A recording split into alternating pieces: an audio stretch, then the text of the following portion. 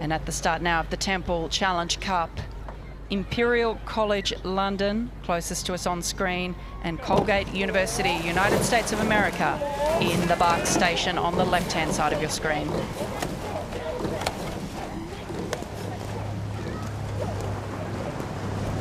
Those maroon and white blades of Colgate University just came 7th at the Henley Royal Regatta out of 41 boats, with their coxswain Isabella Jaffe switching from the varsity 4 to the big boat. And there they go, nice and tight. Yeah, locked together, perhaps with just an early advantage, is Colgate University from the USA. And hello to those of you joining us from abroad, and particularly in the US, no doubt watching this crew with interest in the Temple Challenge Cup. We had a message before from Sarah Winkless, who's one of our stewards and an umpire in the racing. She's not umpiring this race, but is an umpire at the event. And she said that it is tough conditions down there.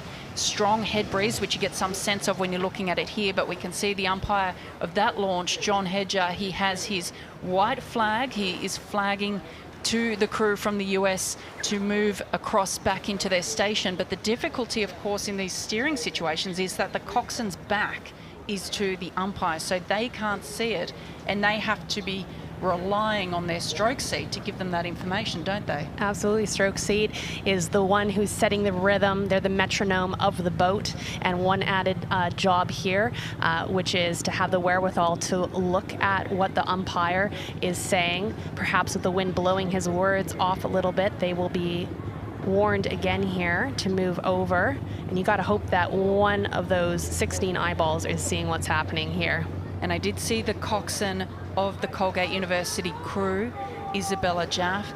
She put her hand up to acknowledge that she had heard the umpire and knew that she had to correct course. So perhaps there a bit of miscommunication, and she wasn't aware that that correction was required. But now back on station, and the Colgate crew still about half a length up on Imperial College London. Those boats locked together there, hanging off, suspending, using those big leg muscles to start driving the boat before prying open with the body and accelerating those blades, snapping them towards the finish. And it looks to me as though Imperial College London have been really composed and done the work through this middle section of the race, but capitalised on perhaps the steering corrections that was required by Colgate. We know that steering corrections do take speed off the boat. They can impact your flow and your rhythm. They make the boat go slower, but also in that confusion, because all 8 of those rowers in the Colgate crew would have seen the umpire asking for that, but not knowing necessarily, or not being able to convey that to the coxswain if you're sitting further back in the boat. So it does create a sense of urgency, and it can be unsettling for the rest of the crew. Absolutely. And if I was an Imperial, I would go, good. They're thinking about their steering. They're not thinking about their stroke. And how long is it going to take for them to make that change? So we would practice how you're going to make those steering adjustments as a coxswain with the small movements. But because these are big boats, it can take a little bit of time for that steering to happen. And here comes the flag again.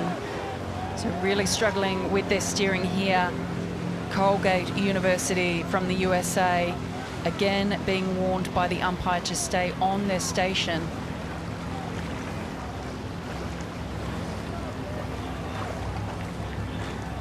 So we'll see what happens here. If it's a tight verdict, or if Imperial College are not on the right side of it, we could see a protest at the end of this race, because they can make the argument that they have been impeded down the course. But we'll have to see what happens here in the dying stages as they're coming past the steward enclosure.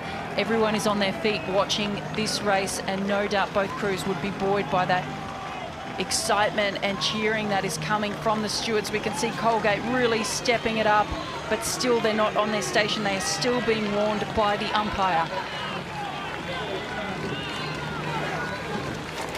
Colgate rating 40 strokes per minute. They're driving down to the line. They've really put the afterburners on here and are pushing themselves ahead of Imperial College London, who are desperately trying to stay on terms as both crews come down to the line here. It will be Colgate University from the United States of America taking the win in the Temple Challenge Cup over Imperial College London.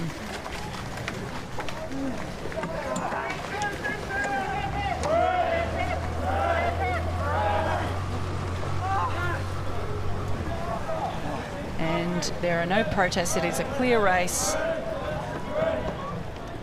As we see the umpire, once the umpire holds up the white flag to the finish line judges, we know that it is a clear race, no protests, and the result stands. And in the Temple Challenge Cup, it is Colgate University over Imperial College London.